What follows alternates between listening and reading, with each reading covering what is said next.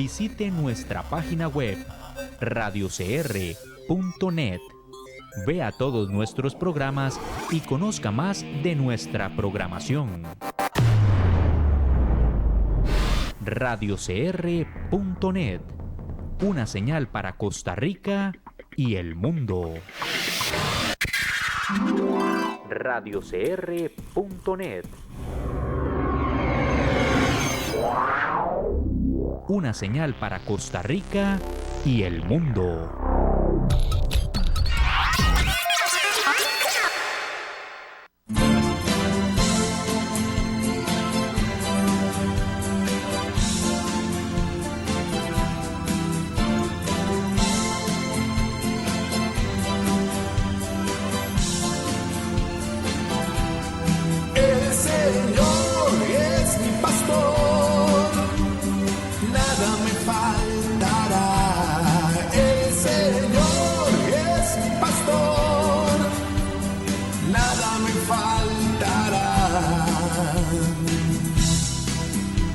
Hace descansar en verdes praderas, nos conduce a las aguas tranquilas, nos repara las fuerzas y nos guía por el recto sendero, su nombre es amor. Hola, buenas tardes, ¿cómo están todos?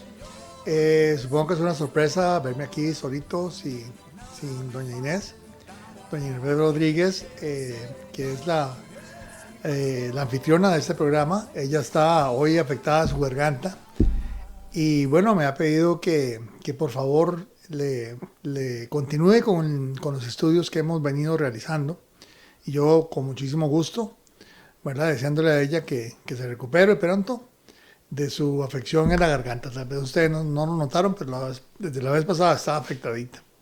Así es. Entonces, bueno, vamos a continuar aquí en el programa desde el Monte de la Gracia de la hermana Inés Rodríguez Picón. Y bueno, ya para empezar vamos a poner esto en manos del Eterno, en una oración. Padre bueno, Rey soberano del universo, bendito y alabado sea tu santo nombre. Te glorificamos, te magnificamos, eterno Rey, manifestándote que tú reconocemos, Padre, que tú eres nuestro creador, tú eres el amo del universo, tú eres el amo de todos los señores, eres el soberano de todo Rey, tú eres el juez justo del universo, maestro de todos los sabios. Te alabamos y bendecimos, Padre, y te damos gracias hoy, los que están escuchando en este momento, y yo también, con reverencia, pidiéndote, Padre, que nos des de tu Ruach HaKodesh, de tu Espíritu Santo, para entender las palabras, que me llenes de nuevo, que no me dejes apartarme de tu palabra, amante Padre Celestial, y te damos gracias por el mandamiento que nos has dado de estudiar tu bendita Torah. En el nombre de Yeshua HaMashiach, amén. Muy bien. Gracias, ya pusimos esto en manos del Eterno y ya confiamos en que Él nos tiene aquí.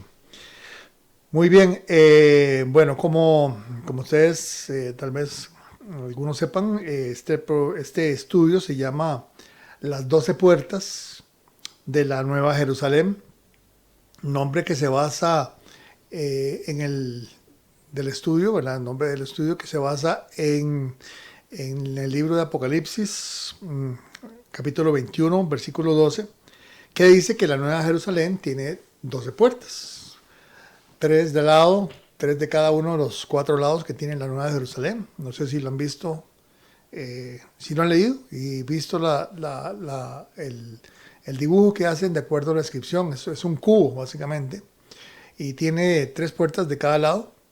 Y dice ese versículo que les acabo de mencionar, que tiene los nombres de las 12 tribus de Israel. O sea, cada puerta tiene un nombre de una tribu de Israel. Y bueno, la intención de este estudio es primero llamar la atención al que escucha, al que está entendiendo esto, sobre por qué al final del libro, al final de la Biblia, se habla de Israel y de 12 tribus.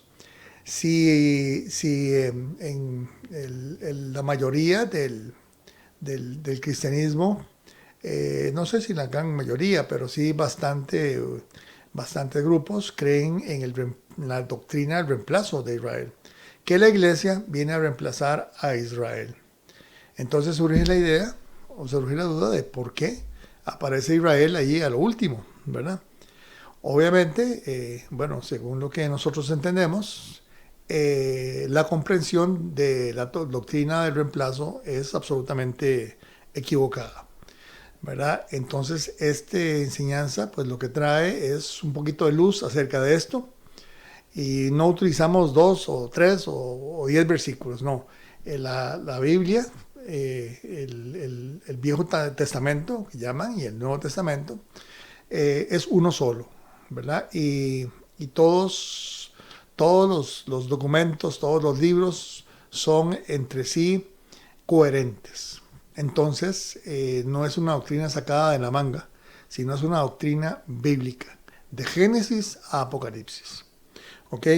Entonces, bueno, vamos a empezar un poquito con esto. También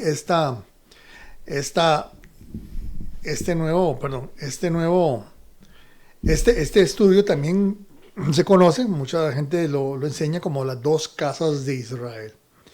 Esto de las 2 casas de Israel se refiere a un hecho histórico que, aunque es muy relevante para nosotros los creyentes, lo cierto es que es muy desconocido por los cristianos. Y me parece a mí un crimen que no se enseñe esto, de acuerdo a lo que me han dicho, ni siquiera en muchos seminarios. Entonces, yo supongo que no en todos, pero he encontrado gente que estudia en seminarios y le he preguntado y dicen, nunca vi esto. Y eso me parece, como les digo, un crimen que nosotros desconozcamos esto.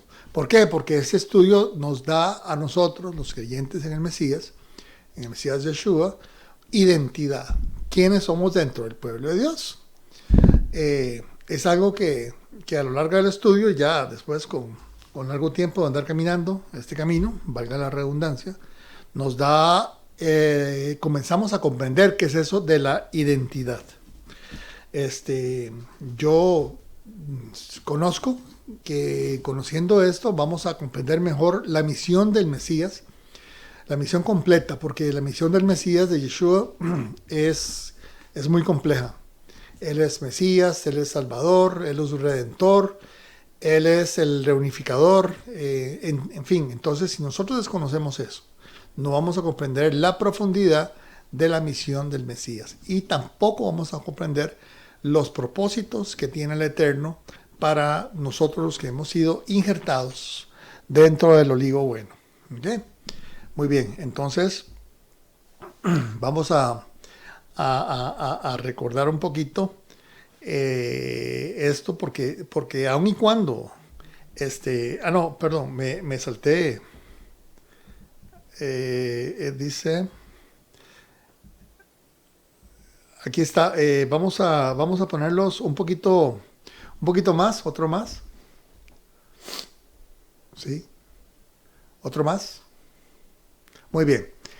Vamos a empezar a ver, hacer un repaso, lo que la vez pasada vimos.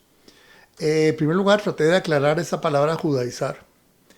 Con la palabra judaizar es como el coco, ¿verdad? Con el que tratan de asustar a la gente de que nosotros los que enseñamos el estudio de la Torá y la conexión entre Yeshua y la Torá, pues queremos judaizar a los cristianos.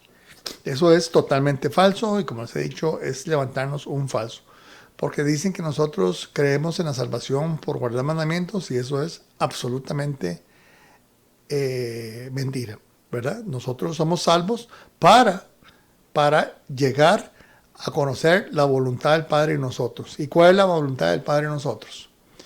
Dice muy bien que sin santidad nadie verá a Adonai. Y yo les pregunto, ¿cómo alcanzamos santidad? ¿Cómo si no actuando en santidad? Y la santidad se alcanza siendo obedientes, que es precisamente lo que Yeshua decía. Dice que Él fue obediente hasta la muerte. Y nosotros tenemos que alcanzar la estatura del varón perfecto, que es Él.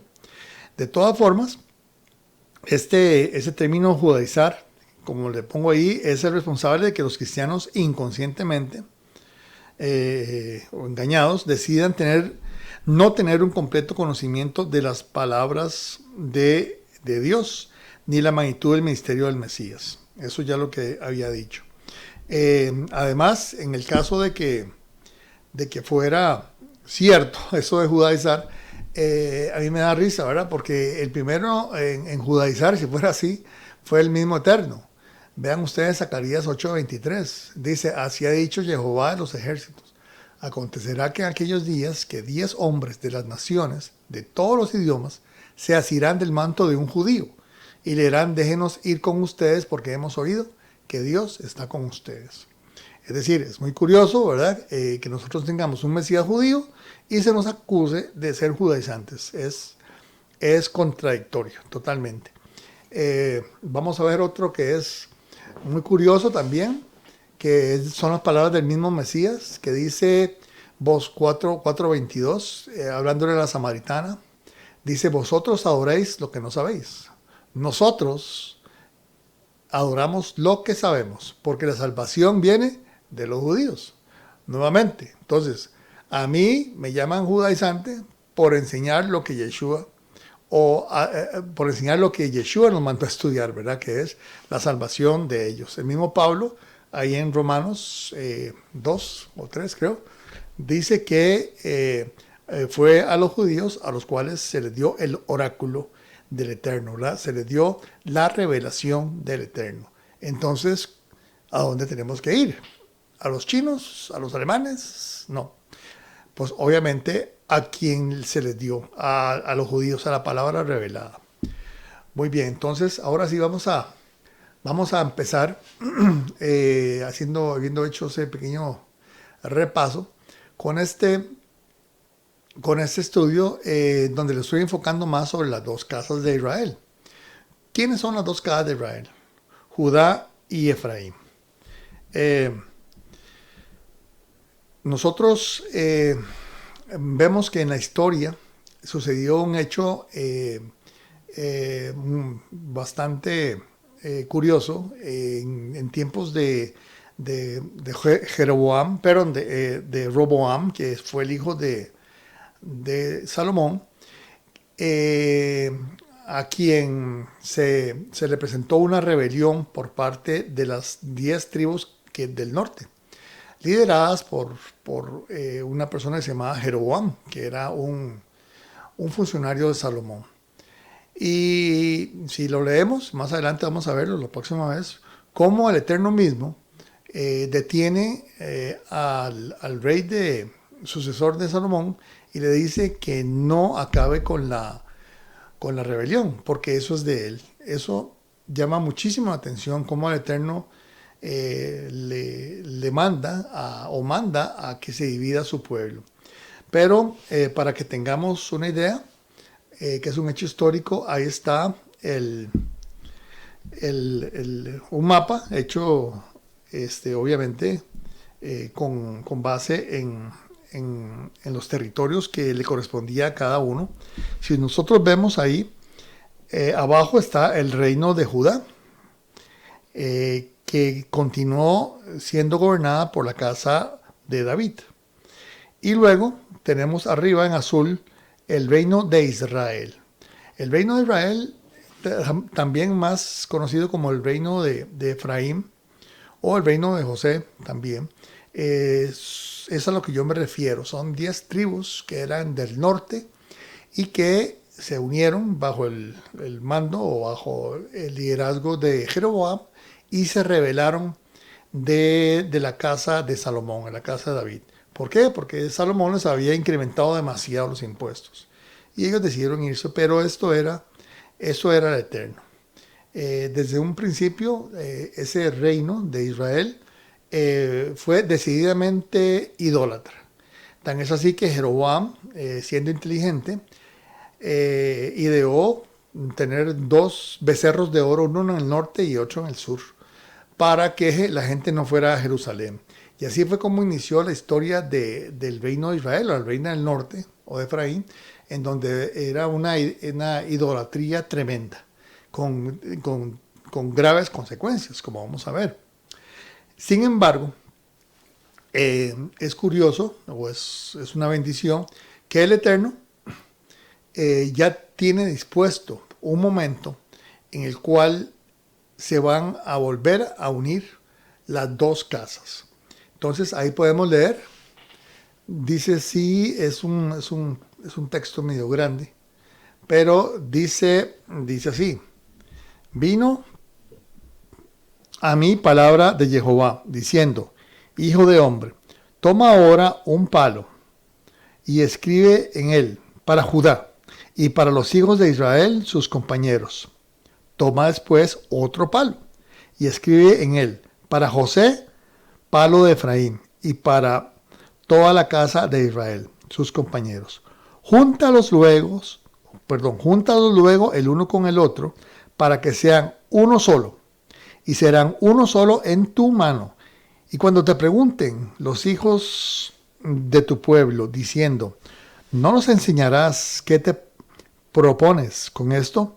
Diles así ha dicho Jehová Adonai, he aquí, yo tomo el palo de José que está en la mano de Efraín, y a las tribus de Israel, sus compañeros, y las pondré con el palo de Judá. Los haré un solo palo, y serán uno en mi mano. Y sabrán las naciones que yo, Jehová, santifico a Israel, estando mi santuario en medio de ellos para siempre. Y subrayo ahí para siempre, ¿por qué? Porque definitivamente esa reunión es para los tiempos del fin, los tiempos que estamos viviendo. ¿Por qué? Porque esa reunión será eterna. Nosotros entraremos en el reino dentro de esa unión, dentro de esos dos palos reunidos o unificados. Entonces, esa es la historia, esa es la final de la historia. Yo quiero llamar la atención también de que Yeshua se refirió a algo relacionado, muy relacionado. Vean ustedes que ahí en Juan 10, 14 dice, yo soy el buen pastor y conozco mis ovejas, y las mías me conocen, así como el Padre me conoce y yo conozco al Padre, y pongo mi vida por las ovejas. También tengo otras ovejas que no son de este redil, aquellas también debo traer, y oirán mi voz, y habrá un rebaño y un pastor. Obviamente, esto que está diciendo el Mesías, Yeshua, se está refiriendo a la reunificación de su pueblo, la reunificación de lo que él llama manada pequeña. Entonces, vea que ahí estamos incluidos nosotros los que éramos gentiles. Ya no somos gentiles, somos pueblo de Israel, somos el pueblo del Eterno. Entonces, ahí estamos incluidos. ¿Por qué? Porque Yeshua también dijo en Mateo 15, 24, yo no he venido sino por las ovejas perdidas de la casa de Israel. Entonces, cuando nosotros terminamos de estudiar este estudio, ustedes van a comprender estas palabras del Mesías. Porque él tiene que salir, ¿verdad? O su palabra, o él envía más bien a sus discípulos, dice que a toda nación, tribu y lengua, a predicar el evangelio. ¿A quién va dirigido eso? Sino a las ovejas que se habían perdido, extraviadas de las 10 tribus de Israel, que como veremos ahora, fueron sacadas de su territorio, fueron extrapoladas, fueron llevadas a otras partes fuera de su territorio. Entonces, el Eterno no se olvida de ellas. De hecho, vamos a ver hoy que es lo más relevante, que es la parábola del hijo pródigo, la cual es un símil de este plan del Eterno de atraer a su pueblo, a esa casa de Israel perdida, de ovejas perdidas.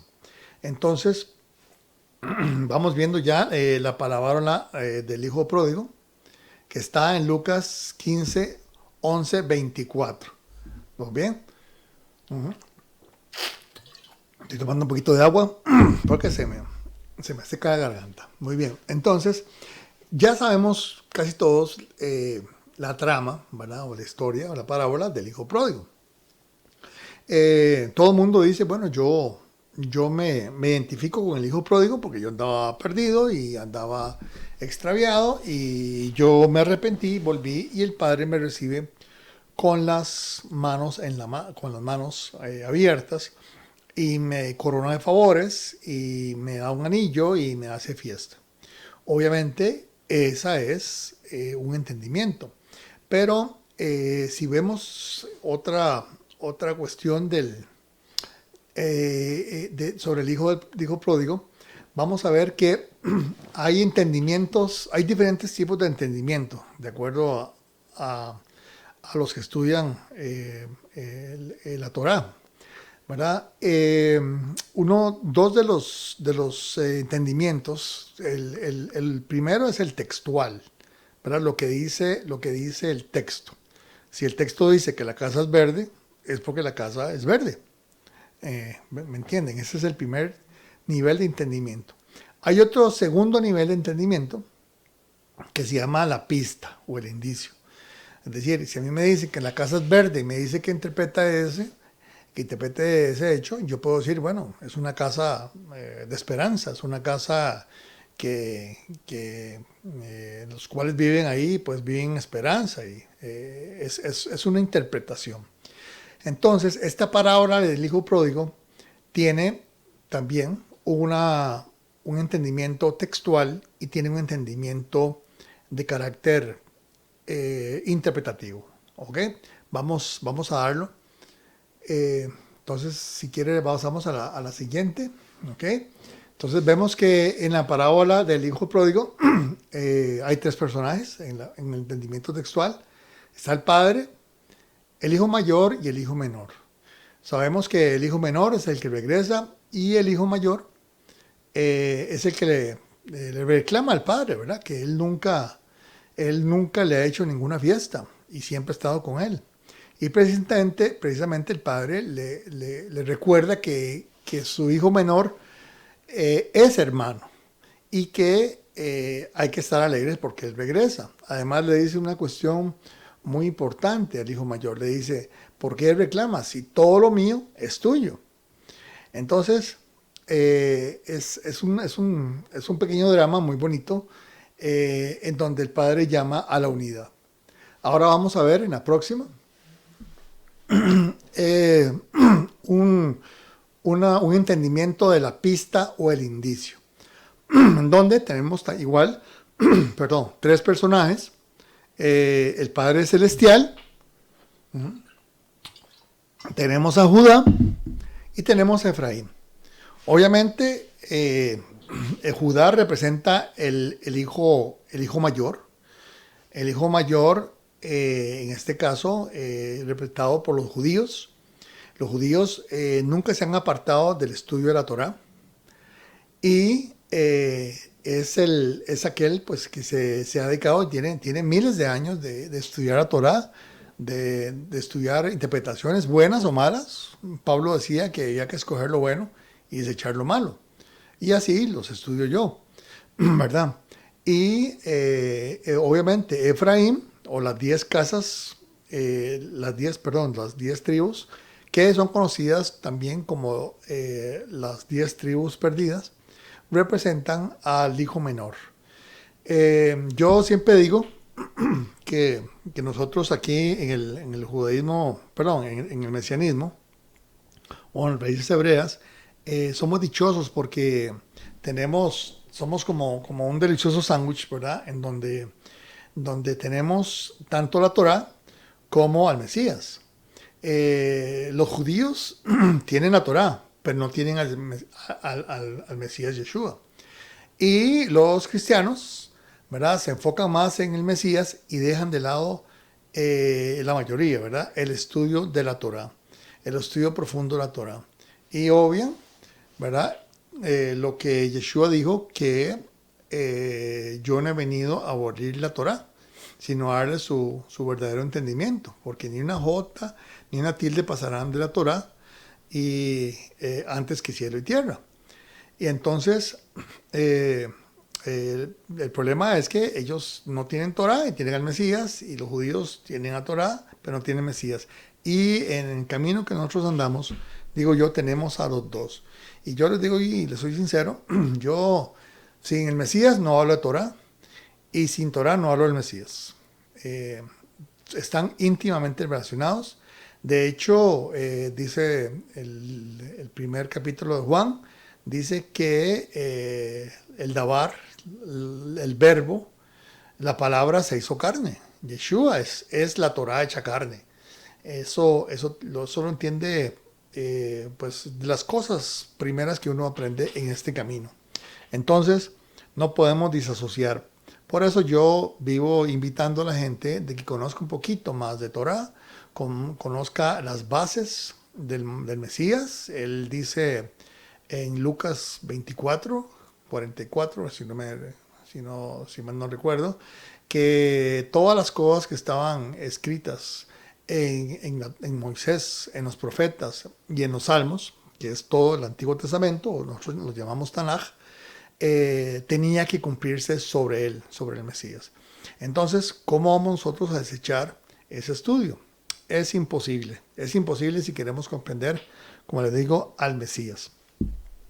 Muy bien, entonces vamos a ir a la próxima, porque para comprender en qué se parece Efraín al hijo pródigo, vamos a entender algo muy importante, algo ya les adelanté. En la casa del norte, cuando se rebeló y su líder Jeroboam intentaba separarlos espiritualmente, él ideó dos lugares, uno en el norte y otro en el sur ahí lo vemos en el azul, en el territorio de Efraín, para un becerro de oro en cada lado, para que fueran a adorar ahí y no fueran a Jerusalén. Él era muy inteligente. Claro, si la gente sigue yendo a Jerusalén, como manda la Torá, y 3 veces al año, las fiestas, pues no se iban a destetar, ¿verdad?, del rey que residía en Jerusalén. Entonces, él lo hace así. Y no solamente lo hace eso, sino que se inventa fiestas.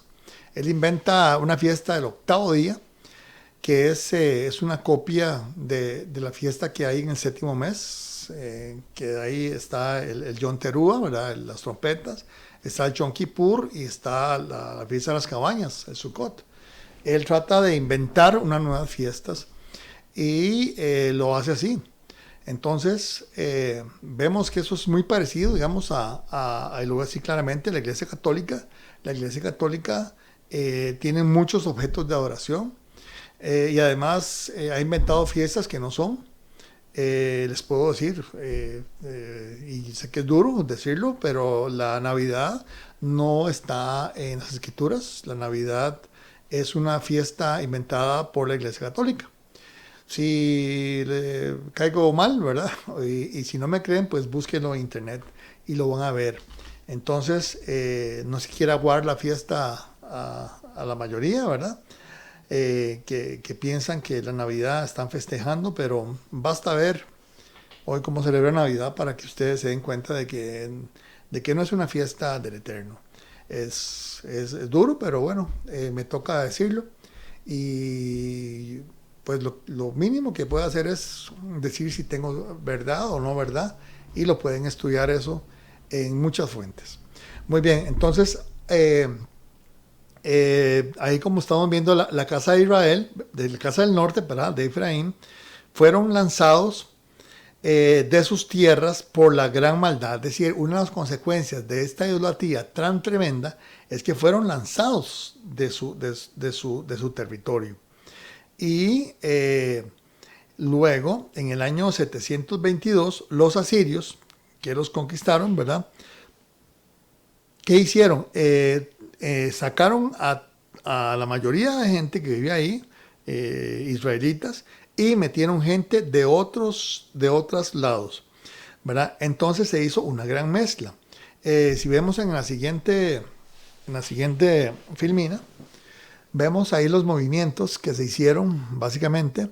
Podemos ver que ahí de Samaria, que era la capital del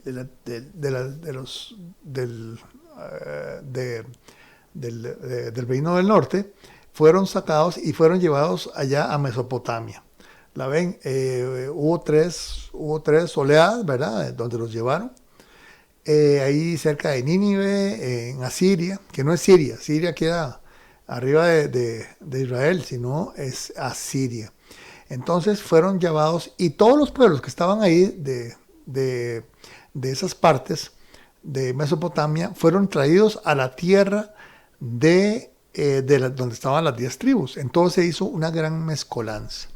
Por eso la gente, la gente se traía no solamente se venían ellos, sino traían la adoración a otros dioses, ¿verdad? Así como hizo Rebeca, ¿verdad? ¿Se acuerda cuando salió para ir a ver al novio Isaac?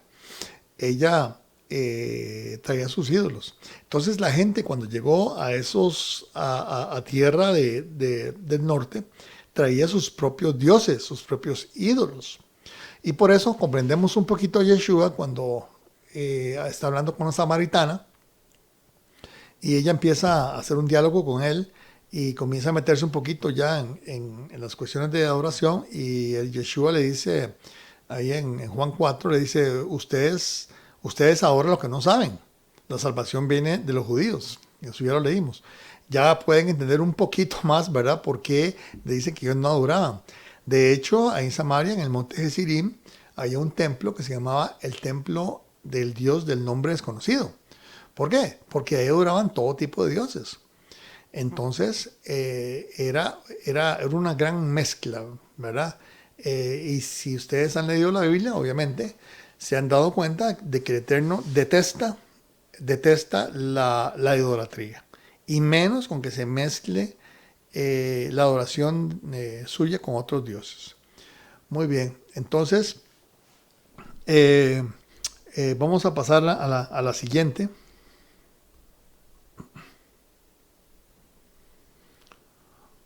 Muy bien, ¿cuál fue el final de la parábola del hijo?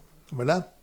El hijo se arrepiente y el padre no solo perdona a su hijo menor, sino que sale a recibirlo y se alegra por su regreso y se hace fiesta. Entonces, yo no sé si lo tengo aquí, vamos a ver. Sí, está en la siguiente, ¿verdad? En la siguiente, que es de donde Yeshua, para mi entender, ¿verdad? En la siguiente filmina, donde él toma la base del estudio o de la parábola del hijo pródigo está aquí en Jeremías 31, 18 y 20. Dice así, vean ustedes, y eso se refiere obviamente a Israel, a las 10 tribus perdidas. Dice así: escuchando he oído a Efraín que se lamentaba, me azotaste, y fui castigado como un novillo indómito. Conviérteme y seré convertido, porque tú eres Jehová mi Dios. Porque después que me aparté, tuve arrepentimiento, y después que reconocí mi falta, herí mi muslo, me avergoncé y me confundí, porque llevé la afrenta de mi juventud. Y después habla el Eterno y dice: ¿no es Efraín hijo precioso para mí? ¿No es niño en quien me deleito? Pues desde que hablé de él, me he acordado de él constantemente. Por eso mis entrañas se conmovieron por él. Ciertamente tendré de él misericordia, dice Jehová. Esa es la firma de nuestro Dios. Entonces, ¿qué sucede? Vemos la similitud, ¿verdad? Donde, si recordamos la historia, cuando viene el hijo pródigo, él viene arrepentido y dice: qué barbaridad, yo comiendo aquí comida de cerdos y los siervos de mi padre están allá comiendo bien. Voy a regresar, arrepentido, obviamente, se nota que está arrepentido, y le voy a decir a mi padre que me reciba como siervo, no como hijo. Y para su sorpresa, el padre lo recibe no solamente como hijo, sino lo recibe con fiesta como si fuera su hijo predilecto. Y es básicamente lo que acabamos de leer en Jeremías. Para mí es fácil hacer la similitud y obviamente se refiere al perdón del Eterno que le da a las 10 tribus de Israel. Ahora, aunque vamos a ver un poquito más acerca de la importancia de entender las dos casas de Israel para nosotros, sí voy a decirles, ¿verdad?, que cuando Yeshua dice que sacan a toda nación, tribu y lengua a buscar a las ovejas perdidas del pueblo de Israel, entonces en su búsqueda lleva el conocimiento, el evangelio, no solamente del Hijo de Dios, sino del mismo Dios. Imagínense ustedes lo que es ir a hablar del Hijo de Dios y de cuál Dios. Si en esos tiempos en todos los pueblos había, digamos, decenas de dioses en todo lado. De hecho, Pablo, cuando llega a Atenas, él es muy inteligente y dice, bueno, voy a hablarles de un Dios que ustedes no conocen. De hecho, había una imagen ahí del Dios desconocido y comienza a hablarles del Dios verdadero. Entonces, cuando él sale a buscar a las ovejas perdidas, se lleva el conocimiento del Dios verdadero, el Dios de los cielos, Jehová, ¿verdad? El creador de los cielos y tierra y mar y todo lo que ellos hay y que habla ahí en Apocalipsis, en Génesis. Entonces, así es como nosotros, a través del conocimiento del Hijo de Dios, llegamos al conocimiento del Dios verdadero. Porque no podemos hablar del Hijo de Dios sin conocer al Padre, ¿verdad? Al Creador. Entonces, eso lo veremos un poquito más detenidamente la próxima vez. Por el momento, vamos a pasar a la siguiente, por favor. Quiero hablarles del libro de Oseas. Ahí dice el libro de Oseas. Bueno, está mal, es el libro de Oseas. Y yo lo recomiendo leer. Se lo pueden leer en un par de días bien detenidamente. Porque habla acerca de la relación del Padre, del Elohim nuestro, el rey de los cielos, con Efraín, con las 10 tribus perdidas. Él, ahí en el libro, Oseas detalla minuciosamente la desobediencia de Efraín. Y muchas veces llama a Efraín como Israel, ¿verdad? Porque ya les he dicho que Efraín tomó el nombre de Israel, aunque no de las 12 tribus. Y digamos, ese es un problema porque aún los estudiosos de la Biblia a veces no han entendido que cuando se habla de Israel no se está refiriendo a las 12 tribus, sino se refiere a las 10 tribus del norte, a Efraín. Y esto es muy importante conocer, porque cada vez que usted está estudiando la palabra y está hablando de Israel, debe conocer si se refiere a las 12 tribus o a las 10 tribus perdidas, o a las 10 tribus del norte o Efraín. Ahí también en el libro de Oseas se menciona a Judá, para que vean que siempre hubo una dualidad entre Judá y Efraín. Vamos a pasar a la siguiente. Muy bien. El libro de Oseas dice cosas como las siguientes. Vean ustedes. Recordemos que está relatando la desobediencia tan tremenda, la idolatría tan absurda que llegó el pueblo de Israel, que conociendo al Dios verdadero, llegó hasta adorar al dios Moloc. El dios Moloc exigía la muerte en sacrificio de los primogénitos de las personas. Entonces, eso llegó, hasta ese punto llegó Efraín. Y por eso podemos entender esto. Por ejemplo, Oseas 8:11 dice: porque multiplicó Efraín altares para pecar. Tuvo altares para pecar. Le escribí las grandezas de mi ley, y fueron tenidas por cosa extraña. Olvidó pues Israel a su hacedor y edificó templos. Le está reclamando. También Oseas 11:7 dice: entre tanto, Mi pueblo está adherido a la rebelión contra mí. Aunque me llaman el Altísimo, ninguno absolutamente me quiere enaltecer. Como ya les dijo, eso es fruto de que ellos llegaron a tener tantos dioses de adoración que el Dios de los cielos, Jehová, era uno más. Entonces lo mencionaban, pero no era para enaltecerlo, porque usted no puede enaltecer al Dios verdadero si tiene otros dioses, otros objetos, a alguien más a quien adorar. Eso no está bien. Y de acuerdo a la palabra del Eterno, Él es celoso. Entonces, ese celo se refiere a que debemos dejar todo tipo de idolatría. Si pasamos a la siguiente, también vean lo que el Eterno habla. Ahora sí, ahí mismo en el libro de Efraín, habla del perdón y recibimiento del Padre Celestial a Efraín. Y está, aunque habla un poquito en el capítulo 2, y yo los invito de verdad a leer este libro de Oseas, de principio a fin, porque van a entender un poquito más la voluntad del Padre con todos aquellos que andábamos en pecado y que Él nos recibe cuando nos arrepentimos de verdad.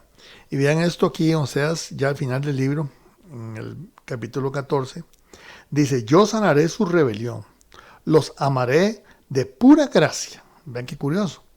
Yo creo que estoy citando la Reina Valera. Los amaré de pura gracia, porque mi ira se apartó de ellos. Volverán y se asentarán bajo su sombra, y serán vivificados como trigo, y florecerán como la vid. Su olor será como el vino del Líbano. O sea, les promete traerlos otra vez a su tierra, ¿verdad? Y tratarlos como hijos de Él. Recordemos que en la Torá Él quería que todo su pueblo fuera sacerdote. Todo su pueblo viviera en la santidad del sacerdocio. Y fue a raíz del evento del becerro de oro, en donde solamente quedaron como sacerdotes los levitas. Pero Él, al final de los tiempos, dice que nosotros seremos llamados sacerdotes. Él nos declara reyes sacerdotes, o más bien sacerdotes reales, que es para Él. Él retoma las ideas que tenía en un principio para su pueblo. Entonces, vamos a leer la siguiente de Efraín. Esta es de Amós 9:4. Y esto es para esos tiempos, hermanos. Esta promesa del Eterno se cumplió ya y se está cumpliendo. Yo les he hablado que el siglo pasado se dio uno de los hechos, uno de los milagros más grandes, uno de los milagros más evidentes que salió hasta en los periódicos, cuando Él, tal y como estaba establecido en Isaías 62, hizo una nación en un día. Las Naciones Unidas, el 14 de mayo de 1948, crearon el Estado de Israel, cumpliéndose así la profecía. Y precisamente el día que Israel tomó las llaves, digamos, de los ingleses, cuando se le entregaron, ese día fue un viernes, o sea que ellos estrenaron casa, digamos así, su territorio, su nación, su territorio, en un Shabbat. Y ese día se estaba estudiando precisamente esa escritura. Si me la ponen por favor otra vez para leerla, dice así, vean lo bello que es. Dice: y traeré del cautiverio a mi pueblo Israel, y edificarán ellos las ciudades asoladas y las habitarán. Plantarán viñas y beberán vino de ellas, y harán huertos y comerán fruto de ellos, pues los plantaré sobre su tierra, y nunca más serán arrancados de su tierra que yo les di, ha dicho Jehová, Dios tuyo. Qué precioso ese cumplimiento, ¿verdad? El pueblo de Israel, preparándonos para los tiempos del fin, en donde vamos a reunificar a dos casas de Israel. Ya los tiene cumplido esta bendita profecía. Ahí les dejo a ustedes. Ahora sí vamos con el siguiente. ¿verdad? Dice, ¿qué tiene que ver esto con los gentiles? Mucho, o todo. Está relacionado con lo que dijo Yeshua en Mateo 15:24, que ya lo he dicho más de una vez. Dice, él respondiendo dijo, no soy enviado sino a las ovejas perdidas de la casa de Israel.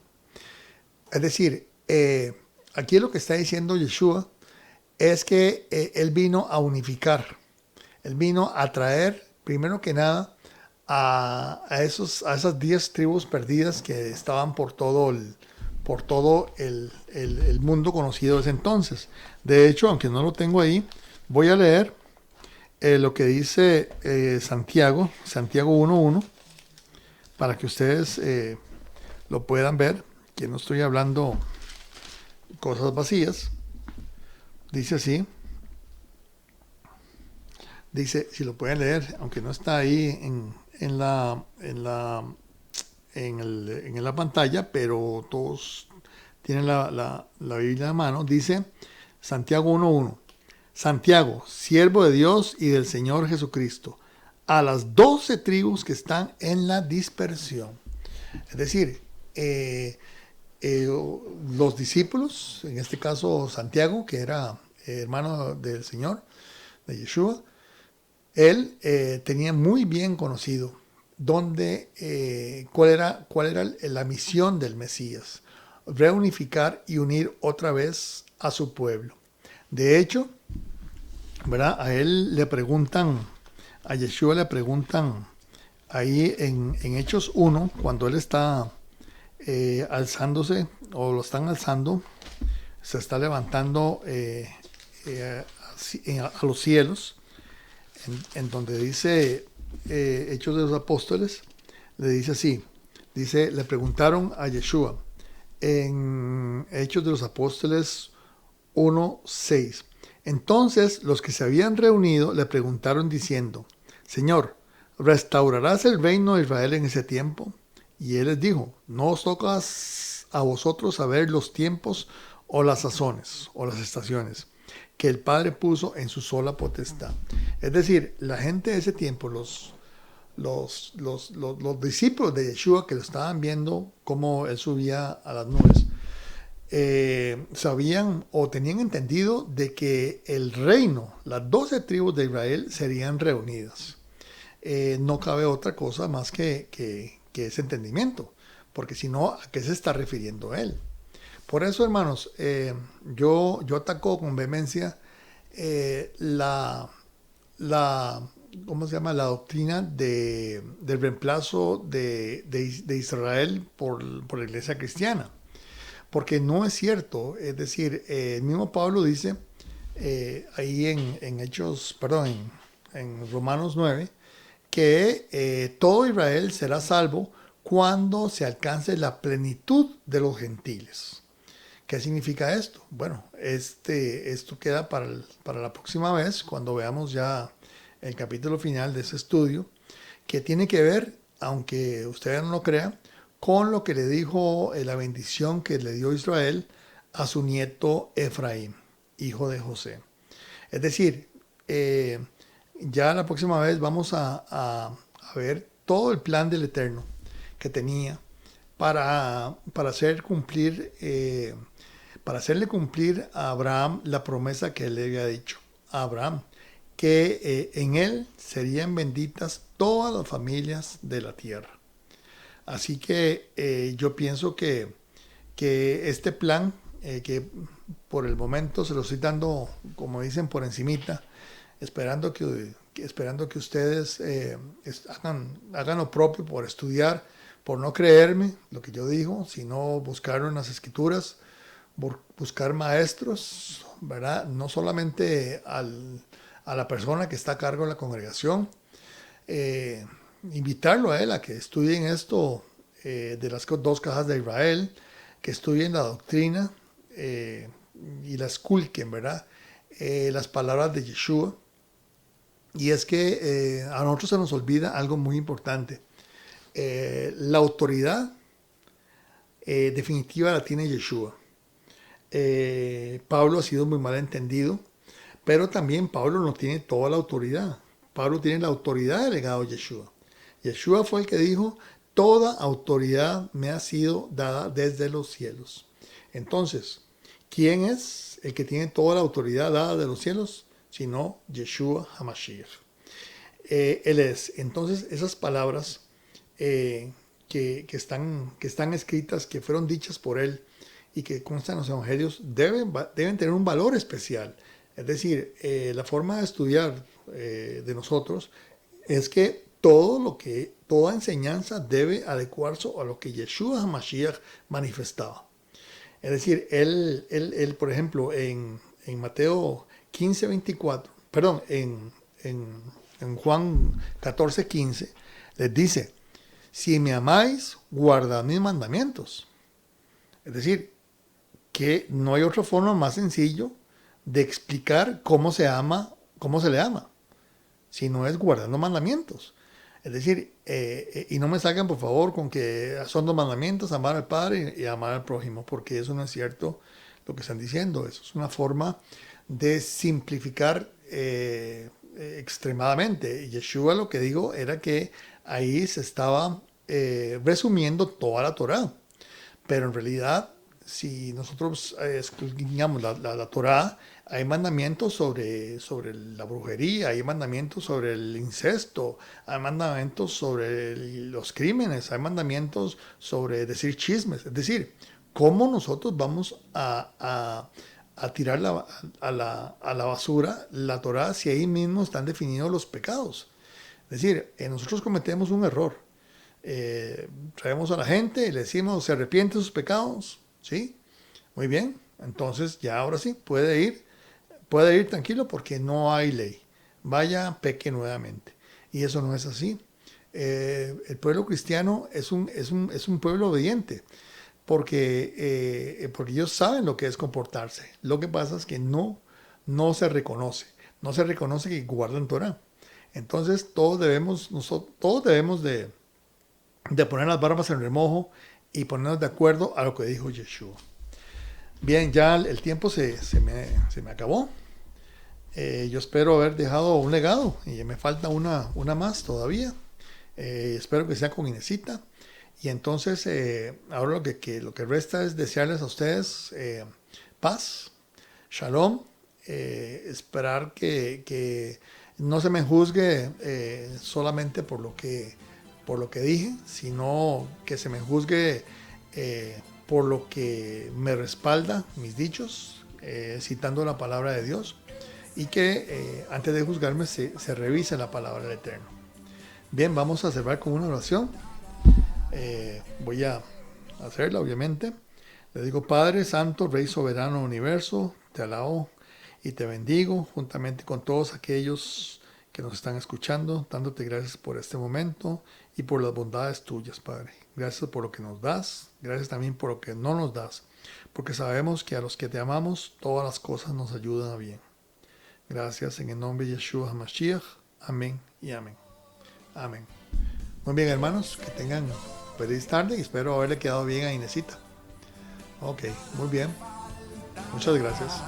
El Señor es mi pastor, a mí nada me faltará. Si el Señor es tu pastor, a ti nada te va a faltar. El Señor es mi pastor, nada me faltará. Y aunque esté oscuro el camino, ningún mal yo temeré, porque tú estás conmigo.